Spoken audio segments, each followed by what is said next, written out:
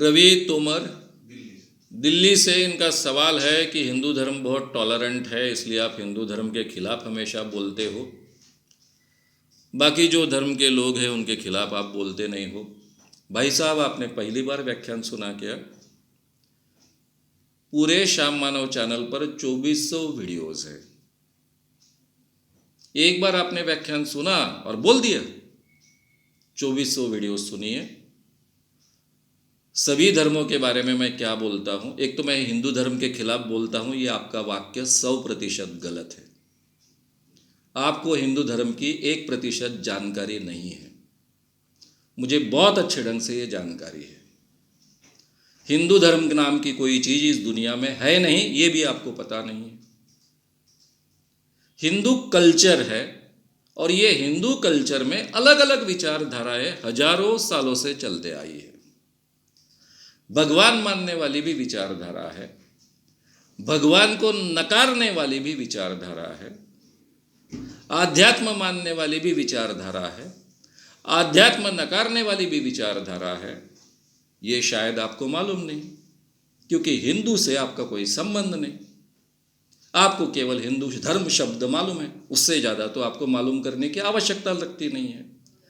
चारवाक परंपरा इस देश का हिस्सा है, सांख्य परंपरा इस देश का हिस्सा है।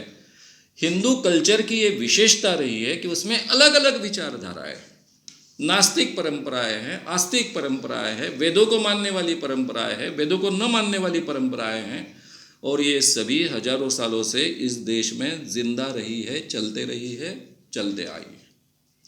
इसको हिंदू कल्चर कहते हैं। तो पहली बात ये आपका कहना कि मैं हिंदू धर्म के खिलाफ बोलता हूँ, हिंदू धर्म नाम की कोई चीज़ ही नहीं है, इसलिए उसके खिलाफ बोलने का सवाल ही नहीं आता है। परंपराओं में कुछ अच्छी चीज़ें, आप हिंदू हो ना, तो आपकी माँ पढ़ी होगी, तो आपके तो पूरे पूरे घर के लोग गए स्वर्ग में, नरक में गए, पता नहीं है तो पता कर लीजिए, मनुस्मृति पढ़िए। अगर आपके घर की कोई स्त्री पढ़ी है तो सब के सब नरक में चले गए। केवल आप नहीं, आपकी अनेक पीढ़ियां नरक में चली गई। तो पढ़ाई बंद कर दीजिए, नरक से वापस आइए, स्वर्ग में आइए।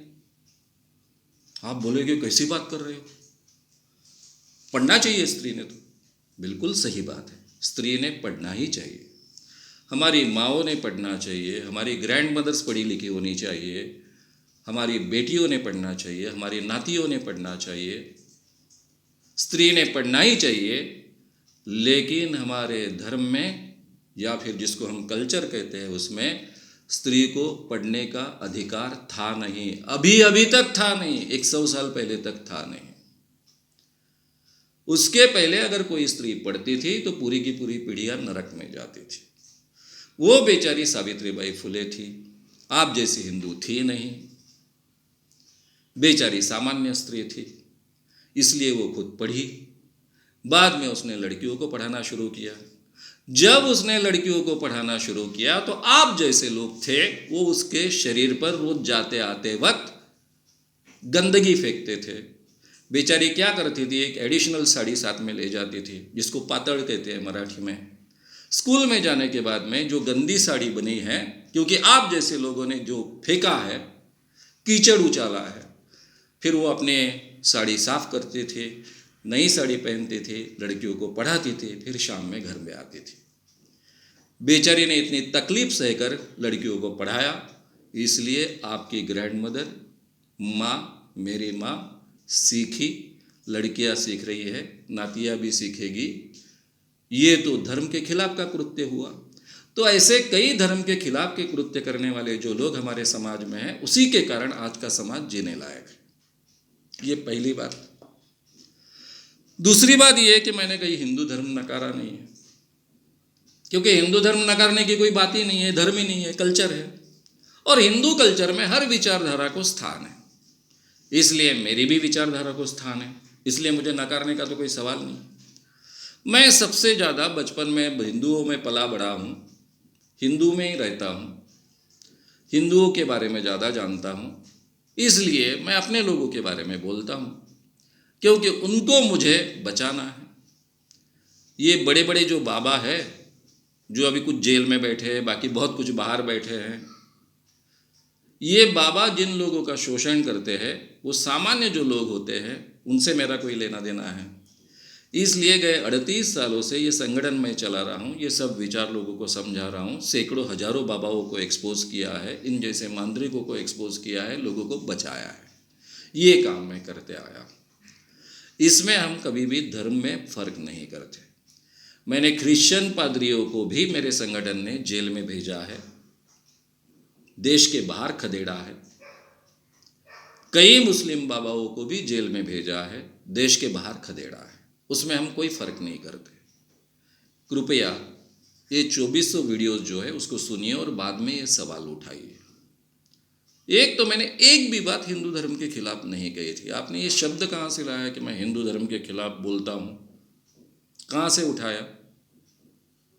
पहले हिंदू धर्म क्या है समझ लीजिए, और इसके लिए सावरकर, वीदा सावरकर, विनायक दामोदर सावरकर, इनकी किताबें पढ़िए, जिन्होंने हिंदुत्व ये शब्द पूरे देश को दिया, उसको प्रतिष्ठित किया, लोकप्रिय बनाया। उन्होंने क्या लिखा है ये पढ़िए। पूरे के पूरे 12 व्याख्यान यूट्यूब पर मैंने अपलोड किए हैं। सावरकर को समझेंगे तो आप ये बात ही कभी उठाते नहीं थे। थोड़ा सा शांति से सुनिए तो मुझे लगता है आपके भी ध्यान में आएगा। फ़र्क इतना हो सकता है कि आप 2 कदम बदले, मैं कहता हूँ कि हमने 4 कदम बदलना चाहिए, इतना ही फ़र्क हो सकता है। आप भी हिंदू धर्म को अमल में नहीं लाते हो, मनुस्मृति को अमल में नहीं लाते हो, आप भी उसको छोड़ दिया है आपने, उसके आगे बढ़ाए हो सकता है कि आप 2 कदम आगे आए हो, मैं कह रहा हूँ हम 4 कदम आगे जाएंगे, इतना ही फ़र्क हो सकता है। लेकिन इस बात को समझना है तो ठीक ढंग से सुनिए, तो मुझे लगता है आप भी इन बातों को इजीली स्वीकार पाओगे। रहा सवाल अभी बाकी धर्मों के बारे में बोलने का, जहाँ आवश्यकता होती है वहाँ बोलता हूँ। मैंने चमत्कार का जो सीरीज़ लिया, 6 प्रोग्राम्स का सीरीज़ है, अभी अभी ख़त्म हुआ गए हफ्ते में। उसमें हर धर्म ने चमत्कारों को कैसे महत्व दिया है, हर स्क्रिप्चर में क्या क्या है। उसमें मुस्लिम धर्म के लिए मोहम्मद पैगंबर ने चांद के 2 टुकड़े किए, ये चमत्कार लिया था मोहम्मद पैगंबर के बारे में।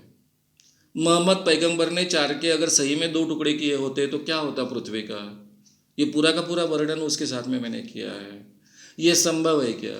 अगर चांद के टुकड़े किए होते तो पृथ्वी खत्म हो जाती, पृथ्वी नहीं बचती, ये भी बात कही है।